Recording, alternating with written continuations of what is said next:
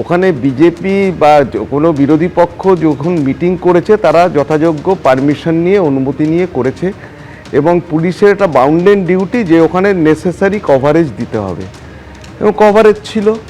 Coverage থাকার পরে fact of the case হচ্ছে যে তারপরে বিজেপি মিটিং করার সময় এদের বলা হয়েছিল যে তোমাদের যে ব্যাডমিন্টন খেলার বা যে খেলাধুলো হচ্ছে তার একটু মাইকের যে আওয়াজ টাওয়াজগুলো একটু বন্ধ করলে ভালো হয়।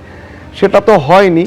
তারপরে মিটিং টিটিং সমাপ্ত হয়ে গেছে। সেখানে এক্স চিফ মিনিস্টার ত্রিপুরার, তিনি বোধহয় চিফ গেস্ট ছিলেন না কি ছিলেন, তিনি এসে বক্তৃতা করে দিয়ে তারা সবাই যখন ডিসপার্স করে যাচ্ছে তারপরে ভ্যান্ডালাইজেশনটা স্টার্ট হলো।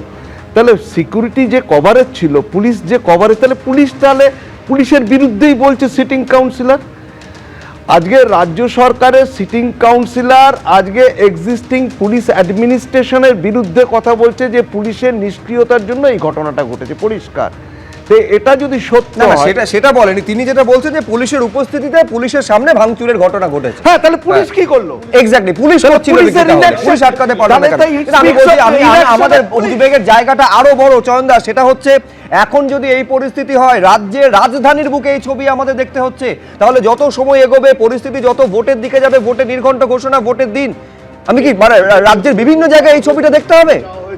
মূল ইস্যুগুলোকে ঠেলে দিয়ে এই দুটো দলের মারামারি দেখাবার জন্য, ওই আরএসএস এর দুটো দল, তৃণমূল বিজেপির এই মারামারি রাখবার জন্যই তো আমরা ভোটের জন্য অপেক্ষা করছি। আশ্চর্য ব্যাপার এটাই যে এইটা আমি বুঝতে পারলাম না পরিকল্পনাটা কী ছিল।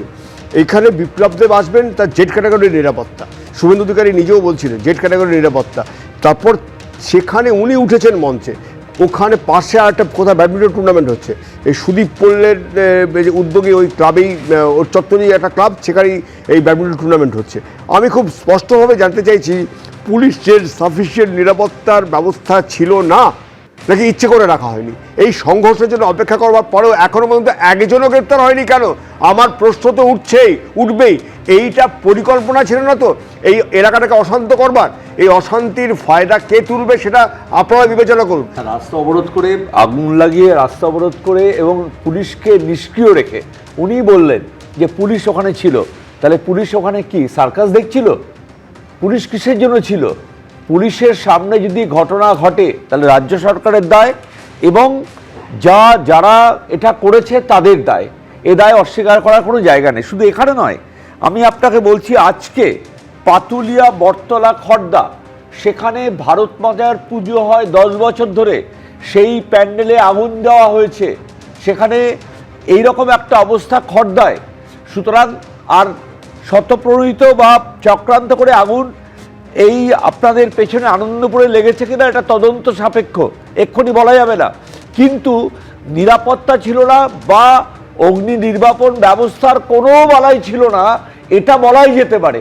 তার সবটা কিন্তু এই সরকার যা চলছে তারই কাজের, অর্থাৎ দুর্বৃত্তায়নের প্রতিফলন। সরকার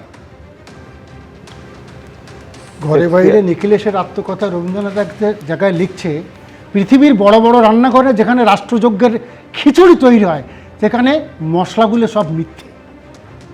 তার মানে এই যে রাষ্ট্রযজ্ঞের বড় বড় রান্নাঘরে রাজনীতির কোন খিচুড়ি তৈরি হচ্ছে? উনি বললেন যে ওখানে গিয়ে, এখানে শুধু নয়, ওখানে না, এই জিনিসগুলো কোথায় পেলেন? মানে ইনি এখান থেকে তো স্কিপ করলেন, কিনে গিয়ে আর এক জায়গায় সেখানে তৃণমূলরা এই করেছে। এইভাবে সত্যতা হয় যায় না। আমি তো একটা কথা বললাম, আপনারা কাজটা এই প্রথম যে কথাটা দেখা হলো, এটা টানতে টানতে আপনি তো এটা তো মানবেন যে এখনো পর্যন্ত ভোট কবে হবে ছাড়ুন, ভোটের নির্ঘণ্ট ঘোষণা কবে হবে আমরা কেউ জানি না। তার আগে কলকাতা শহরে এই ছবি আমাদের দেখতে হচ্ছে।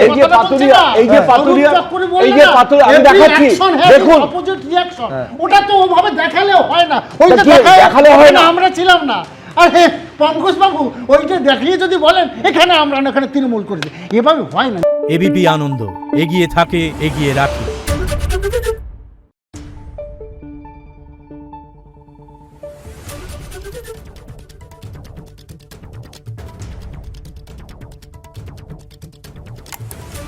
Thank you.